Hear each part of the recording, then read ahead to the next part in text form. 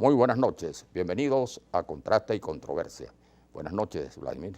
Buenas noches, Manuel Felipe. Buenas noches, Kiko. Buenas noches, señor Felipe. Bueno, hoy hay un hecho importante, están reunidos en este momento en Oslo, en Noruega, una representación del oficialismo y una representación de la oposición. Es la segunda reunión que se realiza, la primera fue un contacto preliminar y esta reunión ya, al parecer, hay la posibilidad de que se avance en algunas materias, sin que se pueda, digamos, hablar todavía de que hay la posibilidad de un acuerdo o que se pueden resolver algunos de los temas más polémicos que están sobre la mesa. Pero es posible, dada la atención internacional que se ha prestado a esta reunión, a este encuentro, donde se han interesado, a diferencia de los intentos de diálogo anteriores que se referían a oposición y gobierno, en este caso pues hay una presencia y un interés internacional muy importante que va desde Estados Unidos, China, Rusia, la Unión Europea y por supuesto el grupo de contacto integrado por países de América Latina y también, aunque tiene reserva frente a esta reunión, el llamado también Grupo de Lima. Bueno, sobre esos temas vamos a conversar al regreso. Ya volvemos.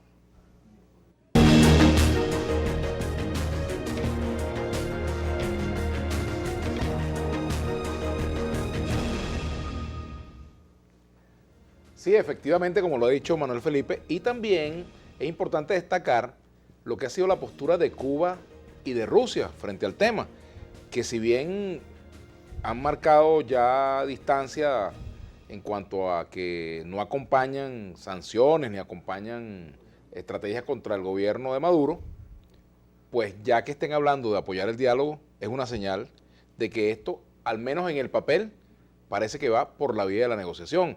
Ya hay un cambio cualitativo importante en este momento, es que ya la conversación pendular pasa o da paso a al cara a cara entre los actores de esta posible negociación, de este tanteo, como me gusta a mí denominarlo, porque evidentemente todavía no se puede hablar de diálogo formalmente hablando, como está concebido un diálogo, y mucho menos una negociación, todavía estamos lejos de eso. Son las primeras aproximaciones, los primeros indicios de que posiblemente entremos en una fase de negociación, pero eso tampoco es fácil porque son muchas las presiones que están sobre todos los actores, Kiko. Bueno, algo importante en esta negociación es que la misma va decantando hacia dónde va. Me explico. Primero, la incorporación de Vicente Díaz. Vicente Díaz no estaba en el primer lote de negociadores, después aparece. Pero el hecho de que esté Vicente Díaz allí es una garantía de que eso puede funcionar. Porque los demás responden, fundamentalmente eran de BP, vinculados a Leopoldo, Guaidó, Vicente Díaz, hasta ahora es el hombre que maneja las negociaciones después del fracaso de Dominicana. Él agarró y remontó eso designado por el G4. Es un hombre de consenso para D, es un hombre de consenso para Primera Justicia y conoce mucho a Jorge Rodríguez y viene de la izquierda, sabe manejar toda la terminología, conoce de lo que se trata. Pero y sabe en sus dónde años están, en el Consejo Nacional Electoral, ¿no? ¿sí? Y sabe además cuáles son los puntos difíciles. Sin embargo, cuando entra Vicente Díaz, están viajando para Oslo. Fíjate el cambio ahora, ¿no? Cuando Carlos Raúl Hernández, y lo comentamos aquí, tiró que se estaban dando las negociaciones, bueno, se armó un lío, todo el mundo, ¡sapo! ¿Qué es esto? Contaste, delataste. Y ahora resulta que no se habían montado en el avión y ya todo el mundo estaba hablando de la negociación. Cosa que es buena, cosa que es sólida. Comenzando por el propio gobierno de Noruega. Así es, que lo informa. Así debería ser. Tú no tienes que estar escondiendo que te vas a reunir. Fíjate que el gobierno no tiene problemas en eso. En cambio, la oposición, por los conflictos, la segmentación interna de su liderazgo, siempre tiene que estar, oye, porque alguien lo va a decir, me van a malponer, como está ocurriendo ahorita. Hay una campaña, Sosaspura tiene una campaña contra Henry Ramos Alú horrible, chico, acusándolo de todo. Y contra muchos, sí. ¿no? Y hay un video, un sonido, una muchacha que dice que le paguen sus $200 a un jefe de un partido que tienen un laboratorio en Guarena, Guatire. Un individuo boliviano, de origen boliviano, algo así. 20 personas todo el día tirando Twitter contra todo el liderazgo de la oposición. Esa misma gente que decía que colaboracionista, bueno, resulta que es un laboratorio. Bueno, tú sabes que yo creo que hay una cosa importante en esta gestión, ¿no? Y que a diferencia de los contactos anteriores, todo parece girar fundamentalmente en torno al tema electoral, convocatoria de elecciones. uno de las experiencias fallidas anteriores y que fue muy criticada es que se reunían y se trataba de una agenda muy complicada, ¿no? Porque donde había puntos, por supuesto, discrepantes en su mayoría. Pero aquí parece que todo se orienta, y esa es la recomendación también del grupo de contacto, ¿no? Y de la Unión Europea al tema electoral. Eso hace que la conversación gire fundamentalmente en relación a ese aspecto, que es muy complicado, que es muy difícil, va a resultar muy difícil, y ya lo han dicho algunos voceros, por ejemplo, que Maduro acepte elecciones presidenciales una vez que él reivindica su reelección el año pasado.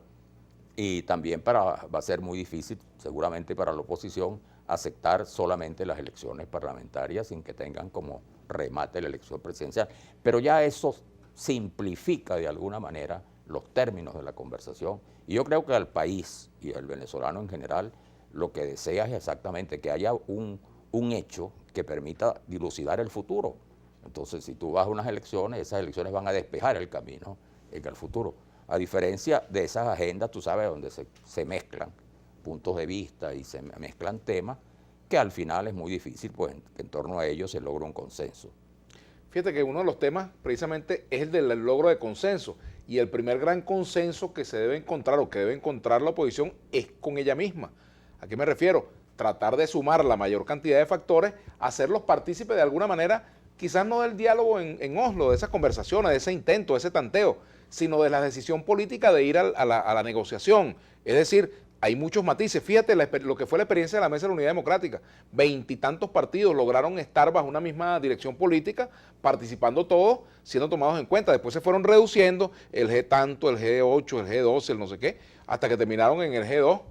Y casi que de casualidad no hubo un G1 hasta hace poquito. Pero hay que tomar en entonces, cuenta. Eso es lo importante, que se logre ese consenso para que otros factores también acompañen ese proceso y sean tomados en cuenta.